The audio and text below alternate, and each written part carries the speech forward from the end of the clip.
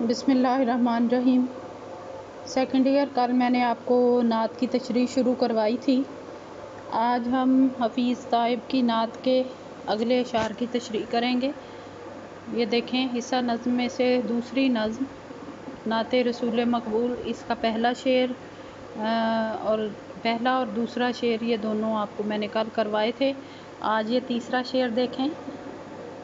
سر بسر مہر و مروت، سر بسر صدق و صفا، سر بسر لطف و عنایت، سر بسر خیر البشر۔ اس میں سر بسر کا مطلب ہے سراپا، اور مہر و مروت خلوص اور محبت، اور صدق و صفا کا مطلب ہے سچائی اور دیانتداری۔ آگے اگلے مصرعے میں دیکھیں، لطف و عنایت مہربان اور شفیق۔ اور اب سب سے پہلے اس کا مفہوم دیکھ لیتے ہیں۔ اس میں یہ دیکھیں، سر بسر مہر و مروت، سر بسر صدق و صفا، یعنی آپ سر سے لے کر آپ کی ذات سراپا محبت اور خلوص اور سراپا دیانتداری اور سچائی پر مبنی ہے، اور آپ مکمل طور پر مہربانی اور کرم نوازی کرنے والے ہیں۔ آگے یہ حوالہ جات آپ کی آسانی کے لیے میں نے لکھ دی ہیں۔ دنیا میں رحمت دو جہاں اور کون ہے، جس کی نہیں نظیر وہ تنہا تم ہی تو ہو۔ آگے یہ ایک آیت ہے اور اس کا ترجمہ ارشاد باری تعالیٰ ہے، وَمَا أَرْسَلْنَاكَ إِلَّا رَحْمَةً لِّلْعَالَمِينَ، اور ہم نے آپ کو تمام جہانوں کے لیے رحمت بنا کر بھیجا۔ ایک اور شعر دیکھیں، صدق و صفا کا پیکرِ پر نور آ گیا، لے کر حیات تازہ کا منشور آ گیا۔ تو اس کی تشریح کرتے ہیں۔ اب اس میں شاعر بیان کر رہے ہیں کہ آپ صلی اللہ علیہ وآلہ وسلم سارے زمانے میں روز اول سے لے کر روز ابد تک سارے ہی انسانوں میں سے بہترین انسان ہیں۔ آپ صلی اللہ علیہ وآلہ وسلم سراسر محبت ہی محبت اور شفقت ہی شفقت ہیں۔ آپ صلی اللہ علیہ وآلہ وسلم نے ہمیشہ انسانوں سے محبت ہی کی اور ان کے ساتھ شفقت کا رویہ اختیار کیا، اور آپ صلی اللہ علیہ وآلہ وسلم نے ساری زندگی کسی فرد سے اپنی ذات کے لیے انتقام نہیں لیا، بلکہ فتح مکہ کے موقع پر دشمنان اسلام کو معاف کر دینا، یا پتھر مارنے والوں کے لیے دعا کرنا، یا کوڑا پھینکنے والی بڑھیا کے گھر تیمارداری کے لیے چلے جانا، دراصل آپ صلی اللہ علیہ وآلہ وسلم کی شخصیت کے اسی بے پناہ مہر و مروت اور لطف و عنایت کی ہی مثالیں ہیں۔ اسی طرح آپ صلی اللہ علیہ وآلہ وسلم کی سچائی اور دیانتداری کی بہترین مثال جو ہے وہ یہ ہے کہ آپ نے ہجرت مدینہ کے وقت حضرت علی رضی اللہ تعالیٰ عنہ کو اپنے بستر پر محض اس لیے لٹا دیا کہ کفار کی امانتیں واپس ہو جائیں، اور آپ صلی اللہ علیہ وآلہ وسلم کی یہ صداقت اور دیانت کی بہترین مثال ہے۔ آپ صلی اللہ علیہ وآلہ وسلم سراسر سچائی اور پاکیزگی ہی پاکیزگی ہیں، اسی لیے تو آپ کو ساری کائنات میں سے اعلیٰ ترین اخلاق کا اعلیٰ ترین نمونہ مانا جاتا ہے، اور کافروں تک نے بھی آپ کو صادق کہہ کر یاد کیا ہے۔ آپ صلی اللہ علیہ وآلہ وسلم سراسر مہربانی ہی مہربانی ہیں۔ آپ نے ہمیشہ دوسروں پر التفات کا مظاہرہ کیا اور کسی کو بھی اپنی نوازشوں سے محروم نہیں کیا۔ آپ صلی اللہ علیہ وآلہ وسلم نے زندگی بھر انسانوں میں محبت اور شفقت ہی تقسیم کی، اور شاعر کہتا ہے کہ سچائی کا دامن انہوں نے ہمیشہ تھامے رکھا۔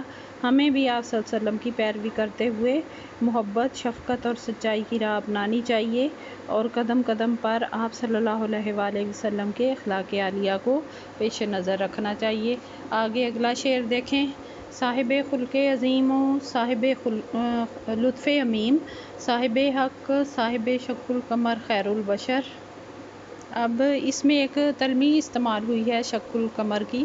تلمیح آپ کو پتہ ہی ہے، کوئی آیت حدیث یا کوئی تاریخی واقعہ وغیرہ جب شعر میں استعمال کیا جاتا ہے تو اس کو تلمیح کہتے ہیں۔ سب سے پہلے اس کے معنی دیکھ لیں۔ صاحب خلق عظیم کا مطلب ہے اعلیٰ اخلاق والے، اور صاحب لطف عمیم یعنی سب پر یکساں طور پر مہربان، صاحب حق یعنی سچائی کا پیکر اور حق بات کہنے والے، صاحب شق القمر یعنی آپ صلی اللہ علیہ وآلہ وسلم کا معجزہ جس میں چاند 2 ٹکڑے کر دیا گیا تھا۔ اب اس کا مفہوم دیکھ لیتے ہیں کہ آپ صلی اللہ علیہ وآلہ وسلم اعلیٰ اخلاق کے مالک اور سب پر کرم کرنے والے ہیں۔ آپ صلی اللہ علیہ وآلہ وسلم صاحب حق اور صاحب شق القمر ہیں۔ اس میں حوالہ جات دیکھیں کہ کردار کا یہ حال، صداقت ہی صداقت، اخلاق کا یہ رنگ کہ قرآن ہی قرآن۔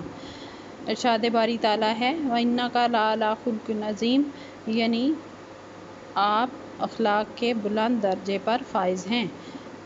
تو آپ صلی اللہ علیہ وآلہ وسلم کے بارے میں کسی نے حضرت عائشہ سے استفسار کیا، ان سے پوچھا کہ ان کا اخلاق کیسا تھا، تو حضرت عائشہ رضی اللہ تعالیٰ عنہا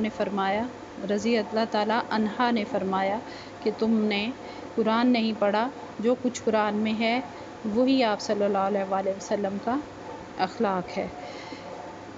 آگے ایک اور شعر ہے، یہ اقبال کا شعر ہے، نگاہ عشق و مستی میں وہی اول وہی آخر، وہی قرآن وہی فرقان وہی یاسین وہی طٰہٰ۔ اب اس کی تشریح میں کر دیتی ہوں۔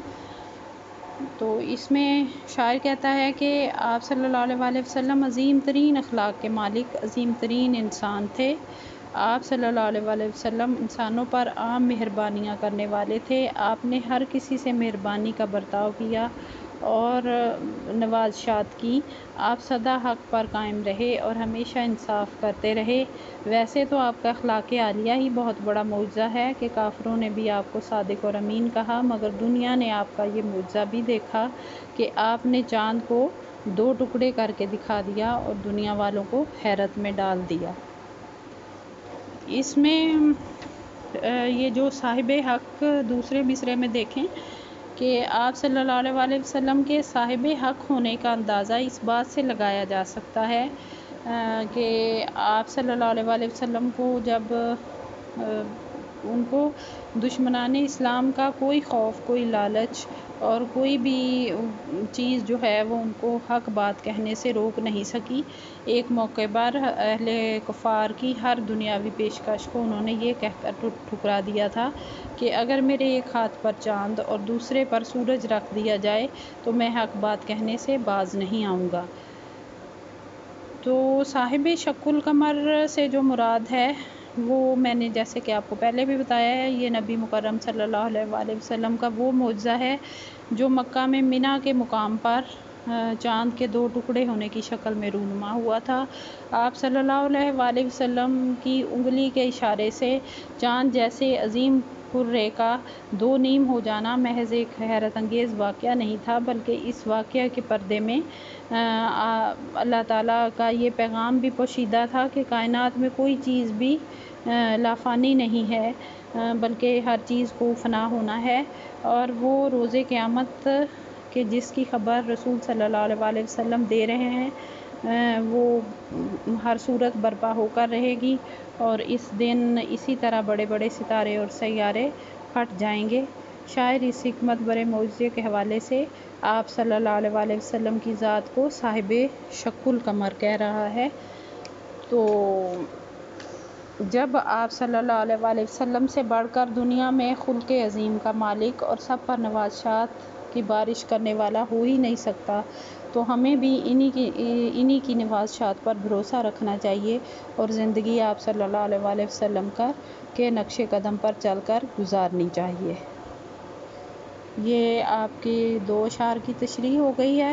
اب اس کو آپ ریوائز کریں اور اس کے حوالہ جات وغیرہ یاد کریں۔